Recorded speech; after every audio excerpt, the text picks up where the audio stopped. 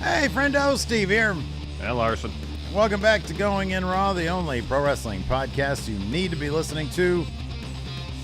On today's episode, we're talking AEW Dynamite on the road to Wrestle Dream. We're going to talk about Tony Khan maybe buying New Japan Professional Wrestling. Well, we're just going to be debunking that one. And then we're also going to be talking about Edgy Adam, perhaps heading to AEW. Larson, what do you want to talk about first? Well, let's talk about the news, and we'll talk about who's in MJF's devil mask, that closed Dynamite, the cliffhanger, if you will, before all that. Who is that man? Who is that man? So, on the latest Wrestling Observer Radio, Dave Meltzer seemingly debunked. Debunked it. The debunk stamp, like on Ghost Adventures. Debunked.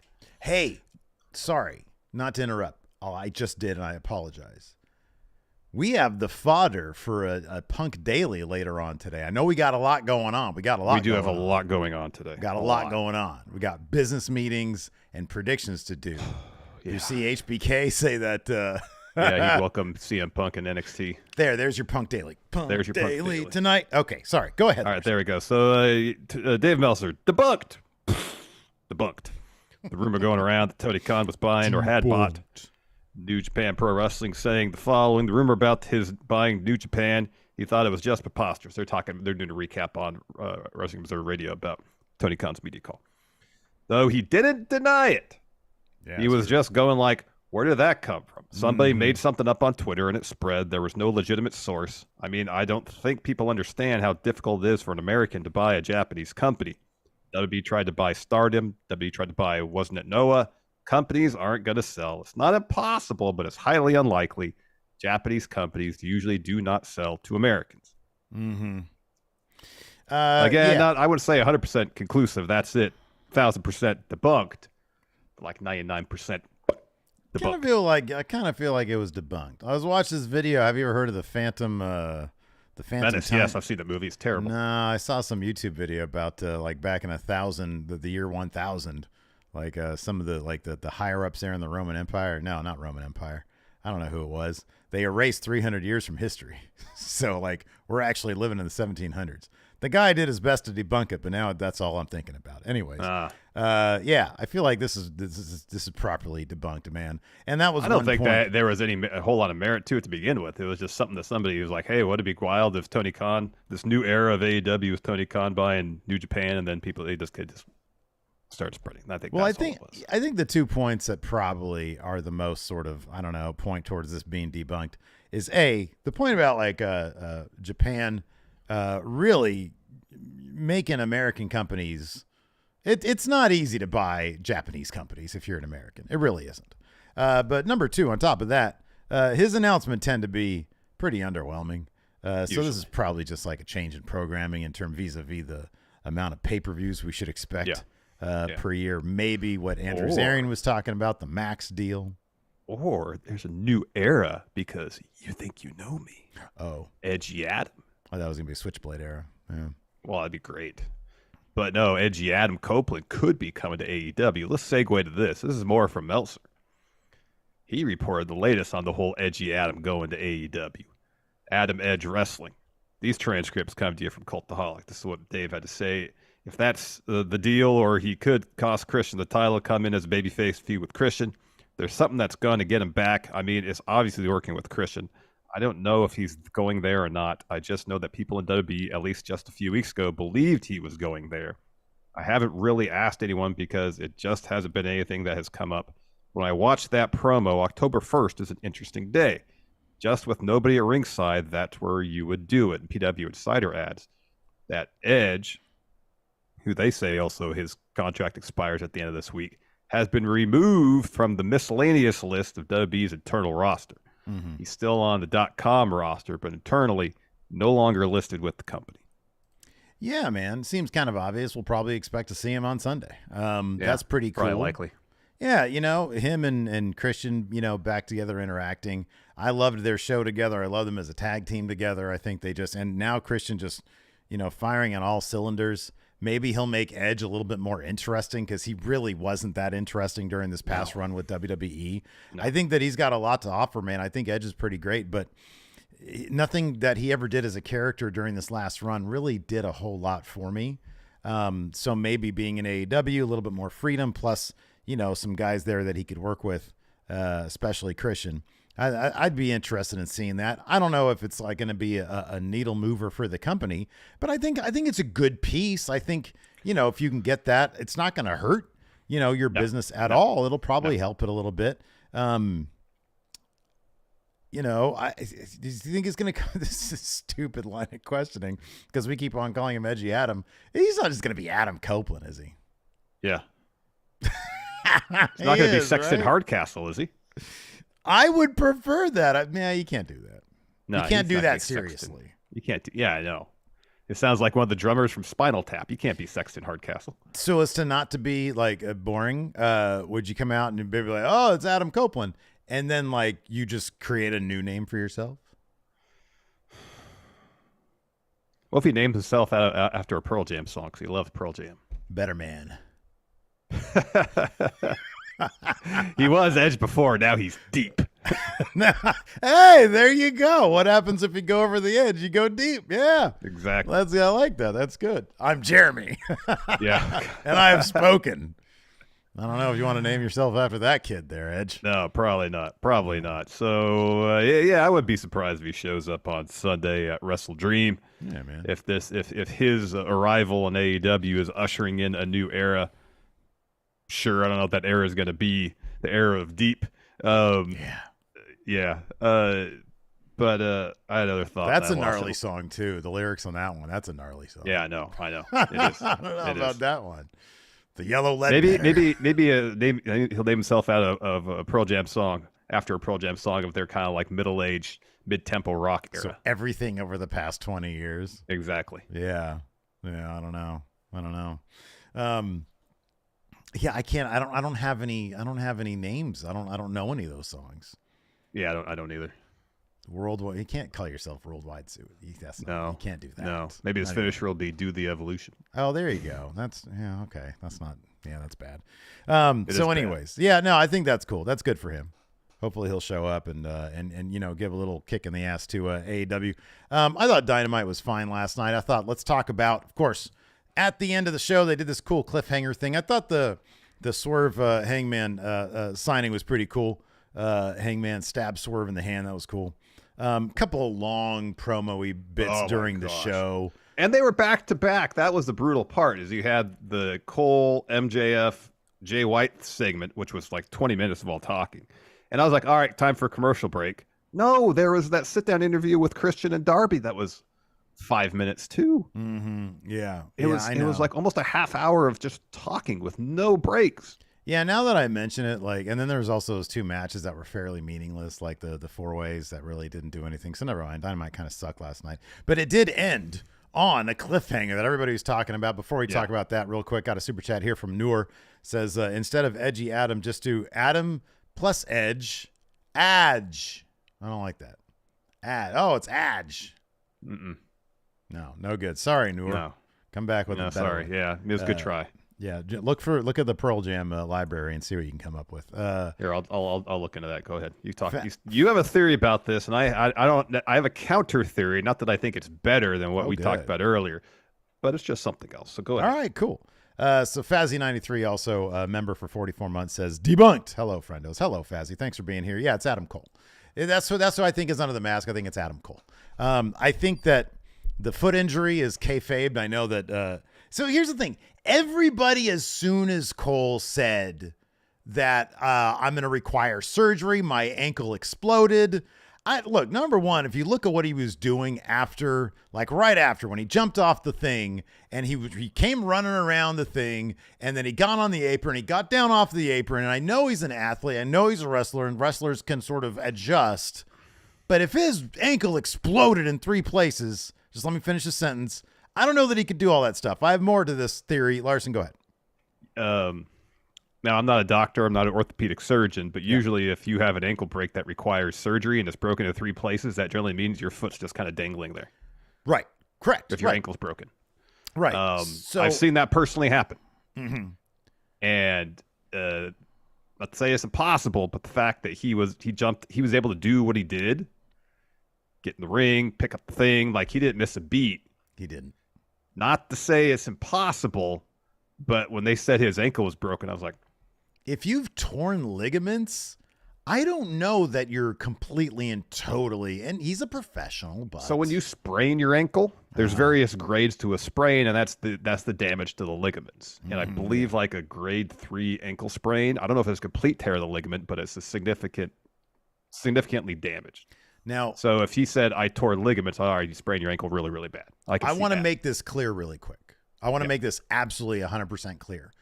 Larson and I are both huge Adam Cole fans, and if it's legit, then, you know, we wish him all the best. We love him. Absolutely, He's great. absolutely. He just I am seems like right the nicest now guy. Yeah. talking about possibilities for who's under the mask. I am not, if he is being truthful, then that's on me, and I'll eat that particular shit. For example, Britt Baker posted some pictures on Twitter of a foot that was really swollen. Yeah. You don't see Adam Cole in that picture. You do see a picture of an X-ray, and you do see a picture of Adam Cole with the cast wrap on. That's with similar lighting. Okay. Yes. So with that could prove the ankle injury. Or it's just a really good one. I mean, you can get around that. I actually did really quick look up broken ankle on Google to see if I could find that picture. I don't think that would be that they would be that sloppy, but I still did that Google image search. Bad move because there's just a ton of just dangling ankles. That's on me, right? Yeah. But this is all in good fun. We're a wrestling podcast talking about wrestling stories. So, here's the thing. Here, let me interrupt real quick, and then you can have the floor uninterrupted.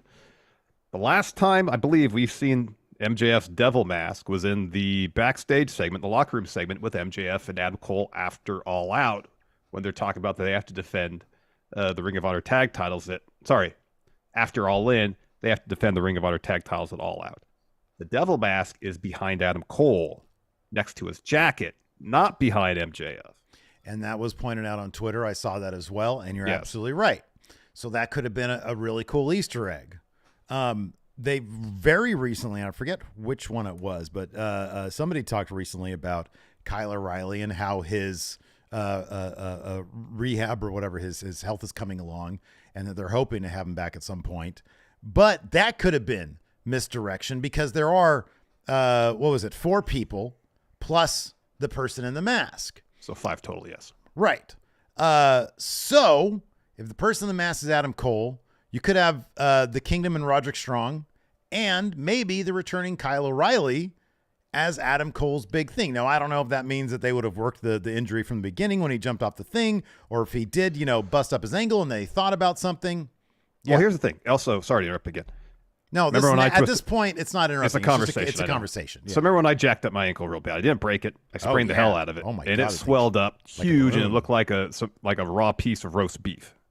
It was so swollen up and bruised. Disgusting. So it was gross. And initially, it was just like a golf ball size welt on the side, and then eventually just all swelling and fluid in my foot. Your foot can get huge and gross and bruised from a sprain. Yeah, right. Yeah. Again, this is speculation about a storyline. We don't want to make light of what could be a really nasty and significant injury for Adam Cole. We're not trying to do that at all. It's also, honestly, it's also a little bit of like, I really hope he's not injured, because that really sucks for him. He's been doing phenomenal work with MJF, and I think it'd be a really fun story for them to work this injury like this. But somebody laid out a good thread as well about how, Adam Cole is sort of, is manipulating and setting up MJF perfectly for the turn. MJF doesn't like to wrestle, and now what happens because of Adam Cole's injury? He guilts him into taking on the Righteous in a handicap match. Yeah. So he's softening this dude up. Totally, 1,000%. And again, if he's actually injured, that really sucks. Somebody is mentioning also Chris Danger immediately after Adam Cole made his thing. Chris Danker on Twitter put it out there because he's got a DPW match with Adam Cole coming up. And he says, we're going to find another way around this. This really sucks. We're really looking forward to this. And I know he's close with Adam Cole. Maybe he put that out there as like, I'm helping the situation here with Adam Cole. So I don't know. That's conspiracy theory, tinfoil hat. Yes. And it's all in good fun. I just hope Adam Cole is fine. And if this is a big work, I'll be very happy because it'll mean that he is fine. Yeah. And I think it'd be a really, really fun story turn. I liked for as mid as Dynamite might have been, and I thought there were cool aspects of Dynamite last night. The cliffhanger I really liked. I thought it was cool. Yeah. So that's one theory. What other theory do you have? So I was struck by a line in towards the end of MJF's promo with Jay White, where he says to Jay White, you don't know or you must have forgot what I'm capable of. Adam Cole walks off with Roderick Strong and the Kingdom with MJF's blessing for the most part. Sure. MJF finally comes to the realization it's okay for my friends to have other friends who aren't my friends. Yeah. I need to give people that space. Off Cole goes with his positive influence on MJF. Yeah. So without that influence, MJF just kind of falls back on what he knows, which is not being our scumbag, just being the scumbag. Yeah. And to prove a point to Jay White, you can't just step up to me and expect to get away with it. He reverts back to behavior of old. He dons the mask again. He finds a crew of people to help him out. Yeah. And they lay out Jay White. Okay, so is it as interesting as MJF? Yeah. Yeah, is it? It's not as interesting as someone else being under the mask and having, some combination of Roddy and the Kingdom and Kyle O'Reilly, and you mentioned that you saw that Wardlow potentially was mentioned as a possibility. It may not be as interesting as that, but I think from a storyline perspective, seeing MJF without the positive influence of Adam Cole in his life isn't sure if he can keep going in the direction he's going. You want to hear a terrible theory? Sure. What if it's yours, but MJF doesn't know he's doing it? Yeah. What if it's like a Tyler Durden situation? Yeah. Where it's like, no, I totally didn't do that. That couldn't have been me. Why am I so tired? Yeah, I know. And then he starts finding clues that he was involved, but he's like, I didn't do this. But then you do this cheesy like match where it's MJF versus Devil MJF. and Devil MJF does the Dick Togo mask reveal, and it's MJF underneath, and MJF's like, what? What if it's NWO and they do Rowan? Spider-Man mean to each other? What if it's NWO Rowan? Oh my gosh. What other ideas are there out there? Like what? So I saw someone suggest LFI because they had the whole thing with Roosh bringing them to Mexico, and he's like training them to be like intense and stuff. I don't really see that because I don't see why there's no connection. I don't know how Roosh or anybody in LFI would be able to get the MJF's devil mask. It'd have to be someone within MJF's orbit. Here's one thing I don't like, and it to a degree makes some sense, but Sean Ross Sapp tweeted out that he doesn't think the person under the masks, the people under the masks are going to be, it's like aces and eights where it's like, oh, we're not going to let you figure it out based on body type. In the early days. Or retribution in the early, exactly, yeah. I don't like that. I hope that it is people that are actually under the mask are the ones. I mean, it's a lot of fun just to see what social media is doing where, they're looking at something, it's like, oh, I know this is Roderick Strong. Or they look back at like an old episode of NXT where the Undisputed Era is jumping somebody and they're like, oh, it's kind of similar to that. Yeah. I love the whodunit type thing. But I guess people talking, which AEW desperately needs right now. I know somebody else had mentioned that maybe it's like, and this to me would be a bit on the underwhelming side, mainly because I don't really keep up with New Japan that much. But like David Finlay, yeah. So I don't know. I mean, maybe it's a New Japan Bullet Club faction, House of Torture, Dick Togo, perhaps. But again, how would they get MJF's mask? Is it on AEWshop.com yet? Oh, that's a good question. That I don't know. Yeah, I don't know. But unless it involves Adam Cole becoming the new leader of Bullet Club. Let me ask you this. So in the final analysis, by the time the Dick Togo mask reveal happens with this mask, is it going to be a satisfying answer?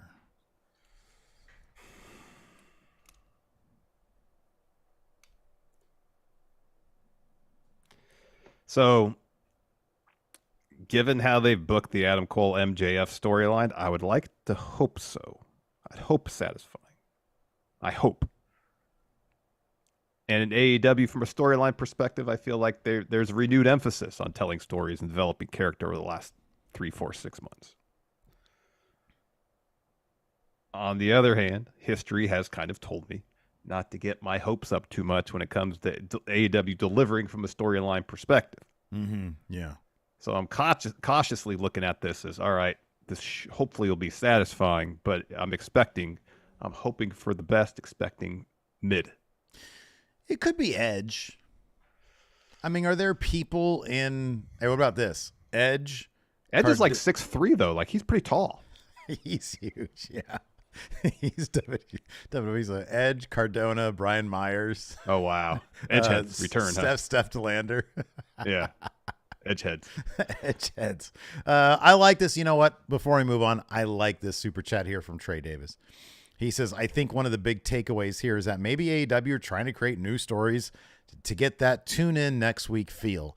I love a whodunit. Larson, we were talking about Agatha Christie and Jessica Fletcher and Murder, She Wrote or Murder, She Said or whatever the situation was. Yes, exactly.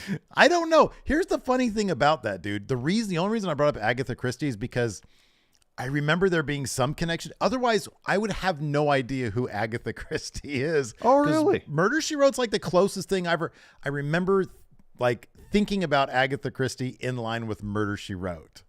And so I would have no other reference for her if it wasn't for Murder, She Wrote. Like you're not aware of the other novels and movie adaptations of no, Agatha not really. Christie's work? Oh, okay. No, I wasn't. I just always equated it to Murder, She Wrote, and everything was like a loose inspiration thing. It seemed like the inspiration for the name of Murder, She Wrote was based on an Agatha Christie thing. Murder, She Said. But that was it. I'm kind of surprised that the estate of Agatha Christie wasn't like, hey, you're stealing my gimmick, man. Well, maybe they got a check. Oh, ooh, I don't know. Yeah, maybe. I don't know the backstory of that. Anyways, we could jump into Dynamite now. Well, before we do that, just want to point out real quick. Of course, we're going to be live this Sunday for Wrestle Dream. Yes. We got 552 friendos here on the YouTube. Do us a solid, hit that subscribe button and the notify bell so that you know when we go live for Wrestle Dream or any of our shows. That would be awesome. Hit the thumbs up button. We like getting to like that 200 number. That's always a good 200's a good number. I mean, there's 550 people here. If everybody hits the like button, guess how many likes we'll get? It's weird. Isn't it weird that we'd have like 550 people watching and we're not at 550 likes? Like everybody, if you're watching this and you don't like it, why are you watching it? If you're watching it, that kind of means you like it. You should hit the like button. So make it official. Please hit the like button. Absolutely. Anyways. Now let's jump into it. All right, so the show opened up with an international title match. Ray Phoenix defending against Ain't He Great? Double J, Jeff Jarrett. Ain't he great? This was all about Jeff Jarrett's crew, Jay Lethal, Sanjay, Satnam Singh, even Karen Jarrett, trying everything they can to cost Ray Phoenix that title. Yeah. And falling short and being largely hapless the entire time. Yeah. They are wildly entertaining, though. They really are. Great. And I'm really bummed out that Jeff Jarrett's now not a two-time champion in AEW because, as you recall, he's got the was Leatherface. It was Leatherface, right? Yeah, the Texas Chainsaw Massacre Death Match title. Yeah, yeah. If I ever wanted to get he did almost win the tag titles that one time. Remember? Yeah, they overturned the decision titles. during the match, that was right? A bummer. If I ever had a replica title of anything, it would be the one title that only Jeff Jarrett has ever held, or the only title in AEW that only Jeff Jarrett's held. The only title in all of wrestling that only Jeff Jarrett has held, I think. Right, exactly. Yeah. The Leatherface title. That's what I want. Leatherface title. So, anyways, finish this. So Jarrett's working over Phoenix's leg. At the end, he's looking for a figure four. Instead, Phoenix counters that with the roll up to get the W. Phoenix didn't kick out of the stroke, but he got his foot on the rope. There was some good stuff here. In the end, though, Jarrett even hit a low blow on Phoenix. He kicked out of that because Sanjay was distracting the ref. There was some fun stuff. Phoenix retains, gets the win. And he's got a new challenger for that international title next week based on a match that happened later. That is correct. Next, though, we got a recap of Adam Cole's injury. And then we're on a boat. Long Island. Nice boat. MJF, Adam Cole, going fishing. Yeah, man. Yeah, so this Cole was cool. thinks. I like this segment. So yeah, it was good. It didn't overstay its welcome. I like that. No, it didn't. And again, like, isn't this... So we'll go through what happened. So Cole's like, hey, man, thanks so much for bringing me out here. My injury's a real bummer. MJF asked Cole about it. He was like, dude, I had that match and you're on that phone with Roddy for like a really, really long time. And Cole's like, look, man, I'm sorry, but he's like a brother to me too. And MJF's like, here, man, hold my beer. I'm going to get you one. So he goes over and it's all framed so that Cole's in the foreground and he's looking off into the water, and MJF into the horizon, I guess. And MJF goes to the cooler, and instead of getting out a cold one, he gets out the Dynamite diamond ring, and he's got that thing loaded, ready to go. He's about to pop Cole in the back of the head and dump him into the water. And so Cole doesn't even have to look. He knows what's happening. He says, hey, man. Senses it. He's like, the Cole's senses are tingling. He says, hey, man, did you bring me out here to take that Dynamite diamond ring and punch me and then dump me overboard? And he's like, no. So he takes it off. And you know, he's like, look, MJF, Max, it's totally healthy and normal to have more than one friend. I know that you're new to this friend thing, but it's normal to have more than one. And MJF is sort of treating it like a relationship situation where he's like, okay, well, you know what? That more than one friend thing isn't for me, but if it's for you, I support you fully. And then Cole gets a bite on the line, on the fishing line, and it ends up being Captain Insano in the water in like a little rubber ducky floaty thing. Yeah. And he's all disgruntled, and then they bring him aboard, and they're all drinking a beer together, and Captain Insano says, you know, better than you, baby, is all right. Yeah. So this whole idea that Cole might be turning on MJF with this faction, manipulating him every time, because he'd have good reason, because he knows that MJF's DNA is such that he's ready to get Cole at any moment. He's got that Dynamite diamond ring cocked and ready at any moment. So it's like, I know this is your thing. Like, you are never going to accept truly that you can trust me. There's always going to be that level of distrust.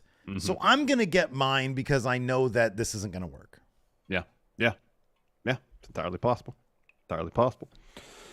Next, Don Callis, Takeshita, walking the streets of Tokyo. And Callis says they're in Tokyo hunting Kota Ibushi. And says maybe Kenny will have to find a new partner for Wrestle Dream. Go to commercial, we come back, we get a Don Callis family interview. So Renee asks, Sammy officially member of Don Callis family? And Don says, I have something to say. So happy that Sammy Guevara is free of the toxic influence of Chris Jericho that I wanted to bring him out here myself. Ladies and gentlemen, the newest member of the Don Callis family, Sammy Guevara. Sammy comes to the ring, hugs Callis, hugs Takeshita. Callis continues. You want to talk about Tokyo now? Everybody's talking about it. I said the Kota Ibushi wasn't safe, so the Alpha and I went to Tokyo, and we brought our personal camera crew and captured it all. Roll the tape. So he throws to a video on the Tron of him, Takeshita. They're outside of Kota Ibushi's wrestling school. They enter, and they attack one of his students.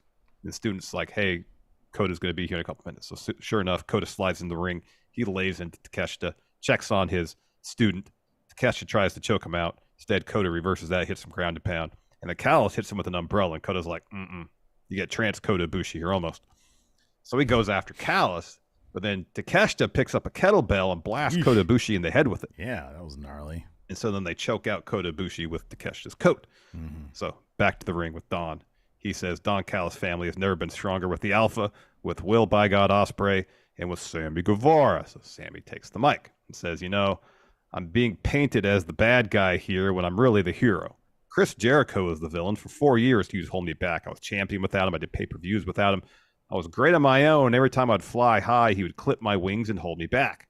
I thought one day Chris was going to pass the torch, but it was never going to happen. Now, because Don Callis, you showed me that Jericho is selfish, and I had to take that torch. Now it's time for me to become champion, the star I was born to be, and then Callis kind of takes the mic back from him. It's the Wrestle Dream. Take everything from Ibushi, from Jericho, from Omega, until there's nothing left but the tears. Yeah. So interestingly, just now, like, your audio was starting to like digitally cut out a little bit, which was the same thing that was happening on AEW Dynamite last night. I thought it was just like my TBS app. No, it was a TBS thing. Tony Khan tweeted about it and said it was an issue because the fight feed apparently on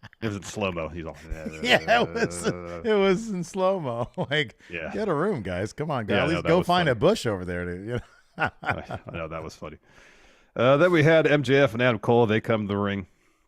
Cole's on crutches, and hopefully he's fine. And if he does have a broken ankle, speedy recovery for Adam Cole. Oh man, Adam Cole's the fucking absolute best. He's he the just best. seems like the coolest, There's nicest dude. There was that thread on Twitter the other day. Somebody said, "Who's the nicest wrestler you ever met?" By far for me, it's Adam Cole. My God. Yeah, he's always so kind whenever we raid Chugs. I can't even watch it. It's so like he's so nice. It's so nice. He just like seems he like a stops super everything, genuine dude. I know. And then he puts a spotlight. And he's like, guys, thank you so. Like he's so genuine. He's so appreciative. Love Adam Cole. Yeah, Adam Cole's tops. So speedy recovery, Adam Cole. So MJF gets a chair, sets up in the ring so Adam Cole can take a seat.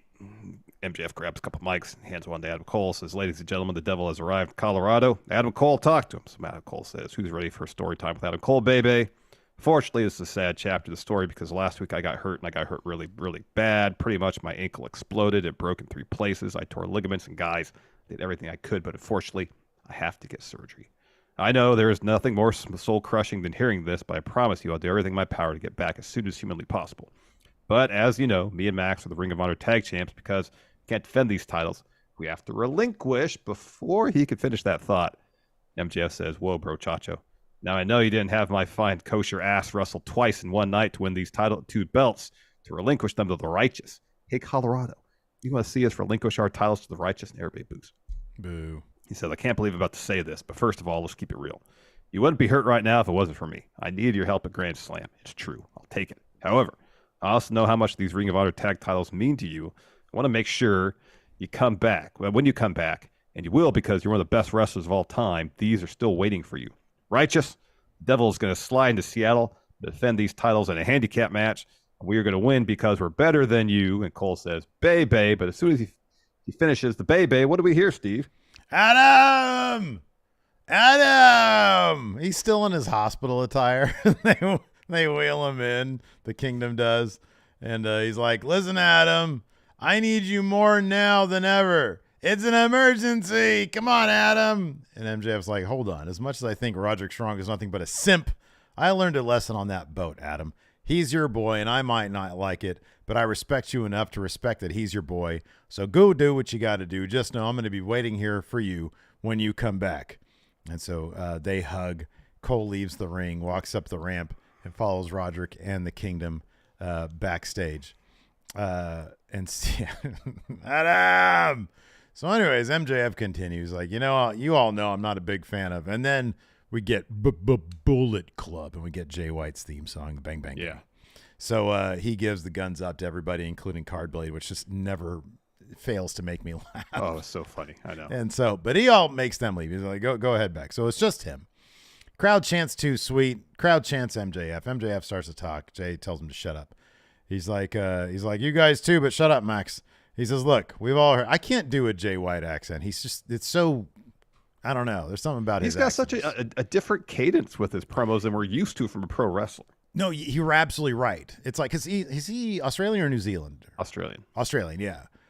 And like, number one, that's a hard accent to do. But number two, he's so like, he infused it with almost like, it's almost like a melodic quality to it. Right. Yeah, that's exactly the word. He's got like a sing-song type and I wonder vibe to it. Oh, it's Kiwi, so he's New Zealand. Sorry. Oh, he is New Zealand. Okay.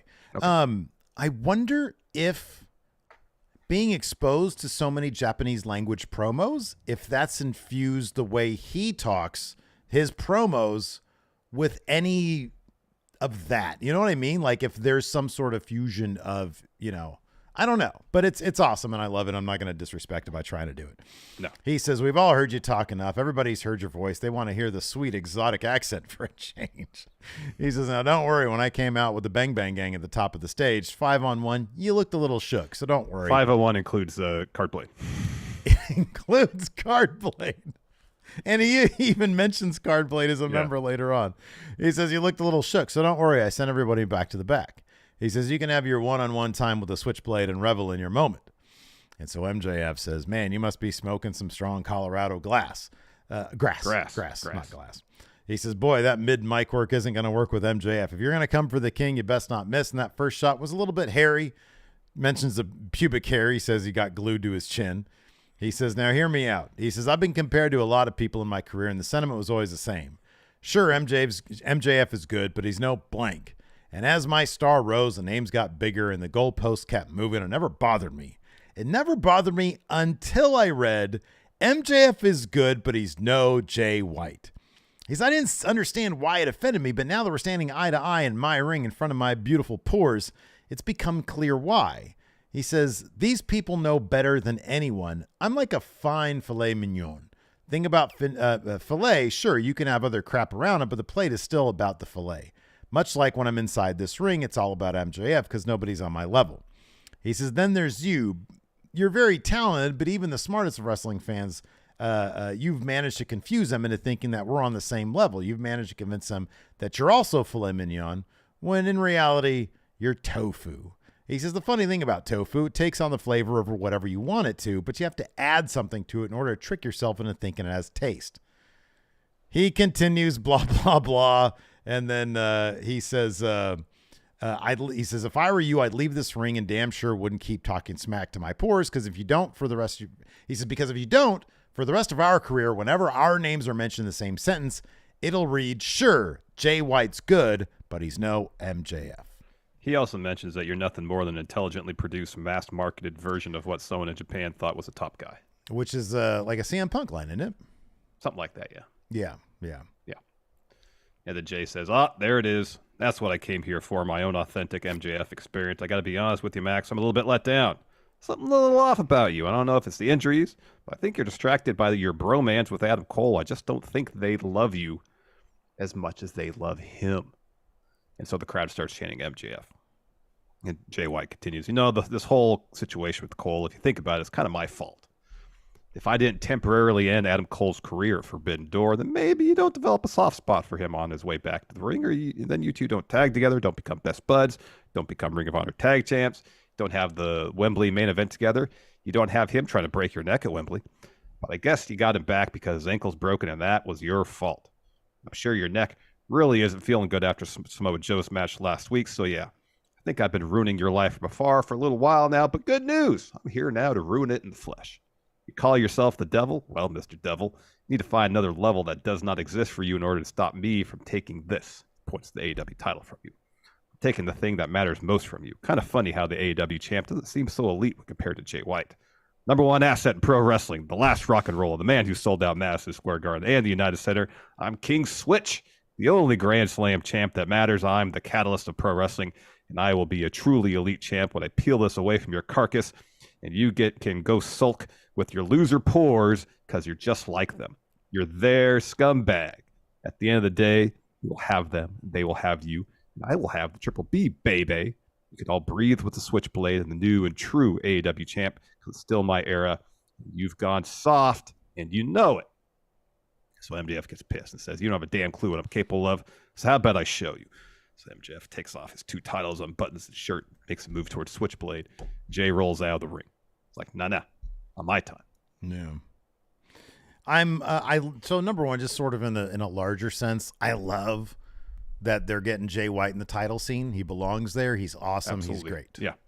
Love him. Love the Bang Bang Gang. And I really like what MJF has been doing lately. So I love that it's fresh stuff. It's two guys who haven't been in WWE. We get to see this matchup that we haven't seen before. So I'm huge on that. Absolutely. And if the idea is, hey, just put them in there for 15 minutes and see what they can do, I'm not going to argue with that. A little bit long and a lot long and not the most compelling stuff. But as is usually the case with like high profile MJF feuds, the first bit is the least interesting bit, and then it gets a lot better as it goes on. It does. I mean, if the basic premise is MJF saying, Jay White, you're not as good as you think you are. You're all hype. And then the Jay White's thesis is, you used to be ruthless, MJF. Where is that now? And because you're not ruthless, you can't handle me. You know what I also really like? That MJF, when like the Forbidden Door stuff was happening, he was very dismissive of, in comedic fashion, very dismissive of New Japan as being like an indie promotion. And he wasn't dismissive of Jay White. They could have easily done a thing where MJF was like, I don't even know who you are. And I like that they paid the respect to Jay White, that MJF had to respond to him and he got mad at him and et cetera, et cetera. So it wasn't a situation where he sort of buries MJF, from the get-go. I'm sorry, he buries Jay White from the get-go. Yeah. And I'm glad that there was, a respect shown from both sides. They had to sell their stuff, and I appreciate that. They went that direction as well. Definitely. And then MJF even said to him, hey, you were given the keys to one of the greatest factions of all time, Bullet Club. What did you do with it? Mm-hmm. Yeah. So if you want a match after that, tough, more talking. So JR hosts a sit-down interview between Christian and Darby. And they would love making it clear there's no physicality in these sit-down interviews. It's like hammered home. So anyways, JR asks Christian what it feels like being undisputed champ. And Christian's like, I don't know what you're talking about, Jim. I've been TNT champ for months now. I just proved I was superior to Darby in every single way this past Saturday in Collision. And I successfully retained in this three-way match. And JR says, Christian, you've lost to Darby twice. Why do you think you beat him Sunday in 2 out of 3 falls? Christian goes, those are fluke wins. They were non-title too. I walk into Seattle as a TNT champ and walk out because I know in my heart that you're nowhere near the man, the wrestler that I am. You rely on using your body as a weapon. I asked for this I like that he's like, I asked for this 2 out of 3 falls match. And it was a surprise that was announced to him. Yeah. Because I want to see what you can do when you actually have to wrestle. You're going to get exposed in your hometown. I hope you're prepared to deal with that for the rest of your life. Speaking of which, is your uncle going to be there? Oh, yeah. He sounded like a great guy. Then taking his 5-year-old out for a joyride while intoxicated? What happened to him, Darby? And Darby says, he's dead. Everyone he talks shit about is dead. What do you want to say? It doesn't define who I am today. You think I'm afraid of dying? You think I'm afraid of losing in Seattle? You can't beat me in Seattle, Christian. I won the TNT title in Seattle. I'm going to do it again this Sunday. So Christian says, Darby, if you're confident, well, you bring everybody. Bring your mom, your dad, your brother. Hell, bring Nick Wayne's mom for all I care. Actually, that's a good idea. I'll call Nick Wayne's mom. Don't worry about it. I got her digits. Bring all the family. Bring the whole crew. Oh, you want me to bring Nick so you could take advantage of him? That's the only reason Luchasaurus won it all out, and I'll tell Nick to not even show up ringside. That means he's going to help Christian. But it's in Seattle. Darby's not going to lose in Seattle, and it's a TNT title. That shit changes hands all the time. Yeah, I know. But I don't know. Where are you leaning on this confidence points wise? Or even winner, just winner wise? This will probably have my second lowest confidence point value after the 4-way tag match. Or number 1 contender tag match. Yeah, I'm with you on that. Anyways, he continues. Says, if you had the balls, you'd do this without Luchasaurus. Only if you there's a lot. Yeah, I don't know. Anyways. Yeah, I don't know either. So Christian says, you think you're helping that boy? You're not the mentor that he needs. He needs a champion. He needs a real man. Someone doesn't paint his face to hide his true identity. And Darby pours a bunch of water on his face and rubs off his face paint. You think I need to hide my identity? You think I need to hide behind this face paint? Christian just goes, I do. I don't need 3 falls to beat you. I'll expose you for what you are. I am, will always be the TNT champ, the face of TNT, now and forever. Get used to it. I love Christian. He's the best. Hall of Famer. Yeah, he's really good, man. He's awesome. So after that, we had Orange Cassidy versus Austin Gunn versus Pentagon versus Matt Jackson. This match was just about momentum. This was about who's got the momentum. It's Orange Cassidy and Hook going to this tag match at Wrestle Dream. Therefore, not winning. They're not winning this match. So wait, what this is this like number 1 contender match? To face FTR sometime later. So they just did Young Bucks and FTR. I don't think Young Bucks are going to win this. I mean, it seems like it'd probably be Lucha Bros, right? I think it might be the Guns. Oh, you think so? Yeah, because Nick's facing Phoenix for that what's it, international title after Wrestle Dream. I mean, I guess it could be. Lucha Bros. I don't know. Yeah, I don't know. Maybe they'll do. Yeah, I'd have to look back at momentum matches and see if Cassidy and Hook now do have a chance. They are wildly popular.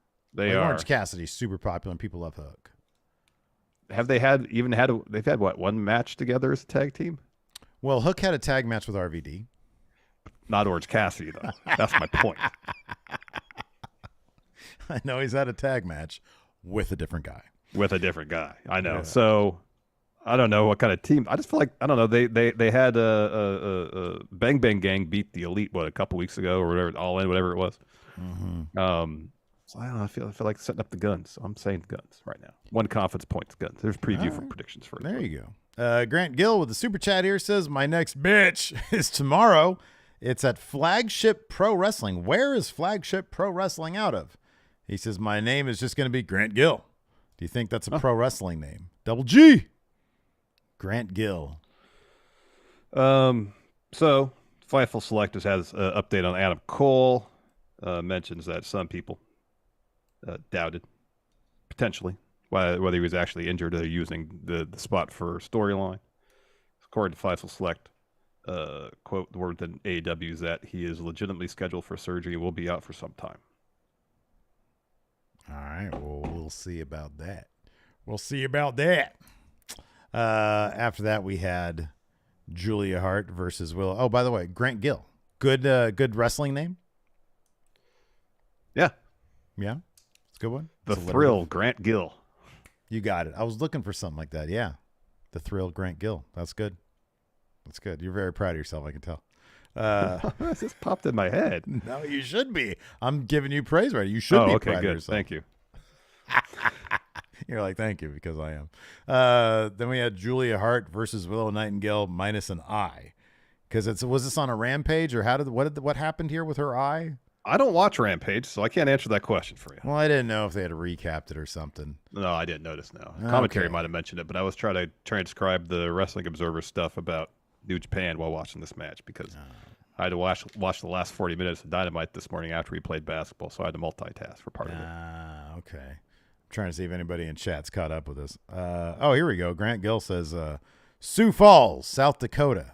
Oh, yeah, I know Sioux Falls. You know Sioux Falls. I know Sioux Falls. He said it's going to be streaming. What's the cool. website? I want to know it. I don't know if you can put it in chat, but let us know. Let us know. So yeah, Julia Hart versus Willow. So Julia's got this match with Statlander. So she was going to win. She was going to win this match. Yeah, and I really like the pace of this match. Never let up. Yeah, no, it was awesome. It was good stuff. Willow had the eye, but Julia Hart pretty early in the match ripped the bandage off. Yeah, it was just a bunch of makeup around the eye. yeah. But that's what happens when you get blasted, I guess, by the House of Black. Yeah, the mist is you end up with makeup around your eye. Yeah, it's been established. Yeah. So, anyways, Julia is looking for a Heartless. Willow gets to the bottom rope. Julia looks for a handspring elbow. Willow counters with a pounce. Hits a stampede, puts Julia in the tree of woe, charges in, but Julia crunches up and Willow runs into the corner. And then Julia is able to hit a moonsault to get the win here. And then afterwards, Julia puts Willow in the Heartless after the match.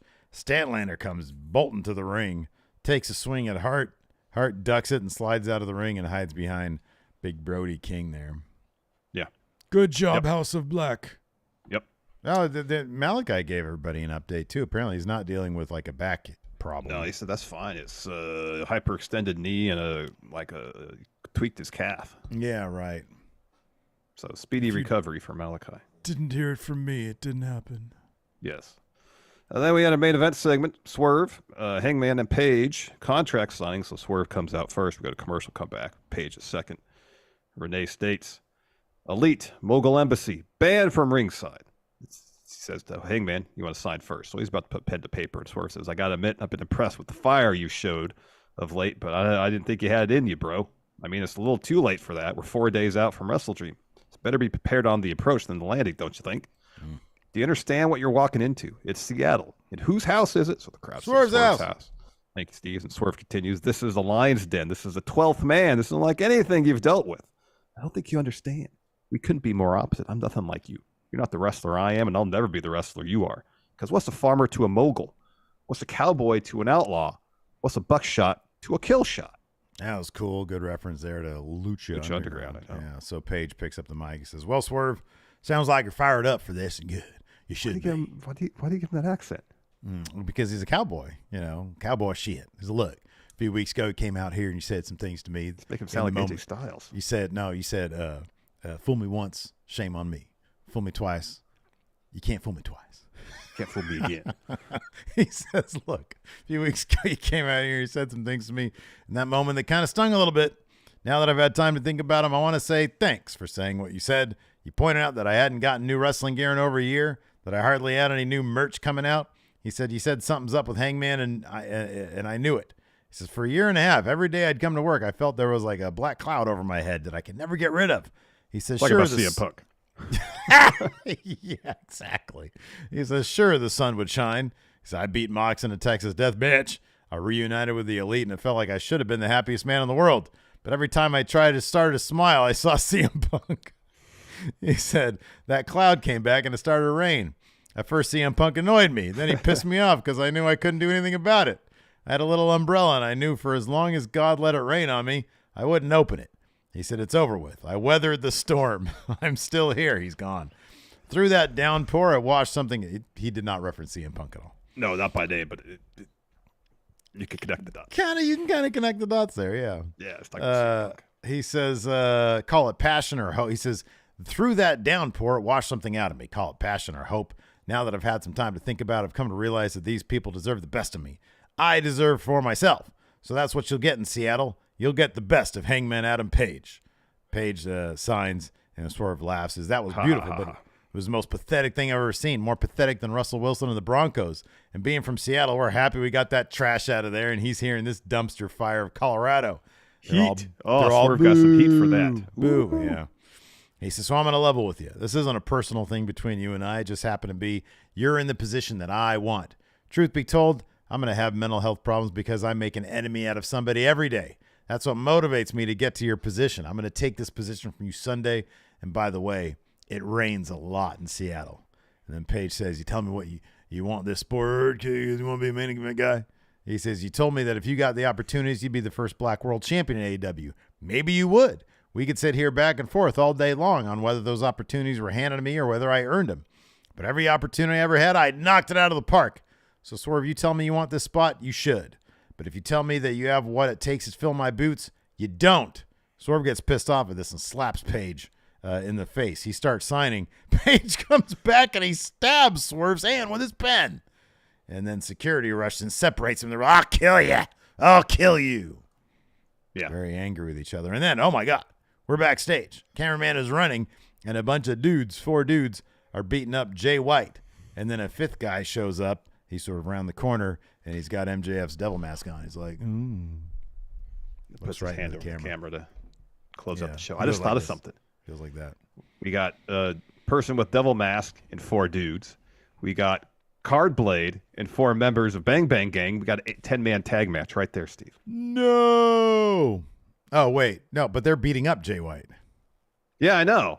You got the Yeah. 5 devil mask guy and 4 guys, and you have Jay White plus Card Blade. Oh, plus I'm sorry. I thought you meant that Card Blade was one of the guys beating up Jay White. Oh, that yeah, would be I guess it's amazing. possible. That's possible, I suppose. He's under the Wouldn't devil that be mask, Card Blade. awesome if it was Card Blade, but he had like a ski mask on? That'd be pretty and everybody's like, it's just Bang Bang Gang. They're turning on obviously Jay Card White. Blade.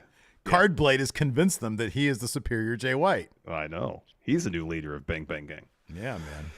Lavender here says, fun fact, I broke my ankle the same exact way Adam Cole did. I'm just now walking normal after about 2 months. Doctor said typically 4 months to get back to sports, so he's out at least 4 months to get into decent physical shape to wrestle. Says my x-ray is identical. Oh, wow. Interesting. Well, if it's true that he's actually hurt, that really fucking sucks. I was hoping that wouldn't be the case. Yeah, But, me too. Me too. Do you think they'll Speedy like recovery for Chug? Do you think they'll like Wish him the best. They'll stretch these mystery men out long enough for him to recover and get that? Wouldn't make any sense. It's like, No. wait a second, you had a bus, No, it you're wouldn't. not be doing that. Yeah. Yeah, it's a bummer to hear. So You know what they should do is just like leave this alone and never pick it back up again. that's entirely possible. This is AEW, Steve. It wouldn't be the first time they did that. Nope. You want to answer some questions? By the way, Sure. if you want to leave us a question, if you want to watch bonus episodes, and if you want to get in our Week of Champions Predictions Challenge, which starts this weekend Oh, yeah, I gotta get that thing up. Yeah. with NXT No Mercy and the Wrestle Dream, and then next weekend Fastlane. We're doing a huge 3-show predictions challenge. It's Week of Champions 2. Maz is putting the old Big Blue up there on the line. Yeah. So be sure to hit that join button here on YouTube or go to patreon.com/Steven Larson, and you could become Big Blue. Well, hey, you got a good chance too because you are currently our G1 predictions winner and Flannelly Dan, man. I wonder if he's actually going to participate this time. Yeah. So that he has a chance to cash it. Flannelly Dan has a year. He's got a year. He's like, I'm sick of Steven Larson. I'm just going to hold up this thing. I know. The specter of cashing in by the bank is just going to loom over every predictions channel. Exactly. Blind Mask here says, I've been playing a lot of the new Mortal Kombat and was just wondering which wrestlers would you guys think would fit in the Mortal Kombat games as a guest fighter? Glacier. Yes. Yes. I mean, he's basically Sub-Zero. He's just Sub-Zero. Yeah. Basically. Yeah. Basically Sub-Zero. Yeah. Wrath. Yeah. Wasn't that Canyon? Yeah. Yeah, that was Canyon. Yeah. Big Papa Pump. That's interesting. Yeah. He's a big personality. Massive personality. He stops mid match and he just shoots on somebody who's not in the game. Mortis was Canyon. Who was Wrath? Brian Clark, I think. Okay. Blake Whitehouse says, in 10 years, when Julia Hart is 31, what do you think she'll have accomplished? Fun fact, in 10 years, she'll be 1 year younger than Britt is right now. Well, hopefully she'll go up to main roster in WWE. You talk about WWE, yeah. Yeah, right, yeah. So she'll graduate from developmental AEW. Mm-hmm. Those are Jade Cargill's words, not mine, by the way. Big MGM here with the super chat says, Card Blade for president, and Mordecai with a $10 super chat says, so if rumors are true and Edge comes to AEW, do you think he'll do the Christian Cage thing and go by Adam Edge, and should he bring back the Rob Zombie theme he had before Metalingus? That would be cool. That's possible. That'd be neat. Be down with that. That's possible. Assuming it was a Rob Zombie original, it wasn't like something that would be had him do, right? I don't know, but I would assume Rob Zombie gets to keep that. But I don't think so, but who knows? Rob Zombie makes good wrestling themes, Larson. Yeah. Nikyle asked, what are your thoughts on the Brian Pillman Jr. segment from NXT this week? I didn't see it. So I saw it on the Twitter, and it's just like a sad living room that's ill lit, and like an old tube TV, with like a guy sits down and he starts changing the channel. It's all Brian Pillman related stuff. So he's just gonna be Brian Pillman Jr. He's gonna be Brian Pillman too. El Hijo de Brian Pillman. Yeah. Which is what he's always been. Yeah. I need more. More, yes. Alex Foster here says, whether inanimate objects should Dijak feud with next? Alex suggests the washing machine. Should who feud with? Dijak. So he just got a feud with Tree, right? Or is he still feuding with Tree? I'm going to go with like a Bush this time. You know, he's taken on Tree. Now he goes with Bush. Seems like a step down. Well, you know, you can't always be getting those main events, you know. Why not a step up? I don't know what kind of tree it was. I'm guessing it wasn't like a large one. So a sequoia. Oh, a redwood. Sequoia. Oh, redwood. There you go. Yeah. If we're sticking in the tree, I'm going to say, I think T-Rex farts onto something. Arby's menu, the drive-through signage. Oh, you order at a neighborhood Arby's. Why is it all so expensive? What happened to 5 for $5? It's like 5 for $10 now. What's up with that? It's more like 5 for $20. I know. It's horrible. It is horrible. Let's see here. Mr. Cool Car asked, do you think Matt or Nick Jackson are ever going to have a solo run? No, I don't think that they're terribly interested in that. I don't think they want to do that. Oh, it's a shame because I think Nick could go on a good solo run. I think so too. B-Man here says, if AEW started in 2005, who do you think would have been the pillars at the time? If AEW started in 2005? CM Punk. Yeah, okay. Samoa Joe. Bryan Danielson. And Loki.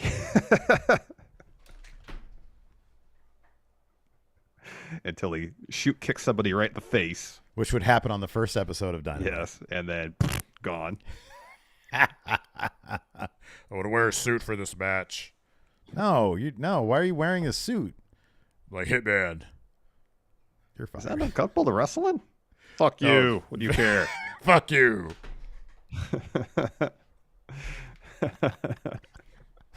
Gosh, he was really intense in that clip when he was doing that. He is so intense. Yeah, he's way too intense. You know, if you simply took away, how humiliated do you think he was at when he was in NXT? Remember they put him as basically the boy toy of what do they call themselves? It was yeah, I know what you're talking about. You know who I'm talking about. Yeah. He's so intense. Oh, way too intense. Dial it back a little bit, low-key. You know, dude, honestly, if he just didn't if he didn't shoot on people. I know. Like, he'd been top tier. But I think maybe that's because he's a little too intense about shit. It takes like you can't get one without the other. I know. It's like, hey, yeah, all this intensity really makes the guy. But then, because of that, he'll just kick people in the face. Exactly. Lay cool. That's who it was. Yes. Lay cool. Michelle. It was basically whoever's the main event in Ring of Honor in 2005 would be the pillars in AEW. Yeah. Right, exactly.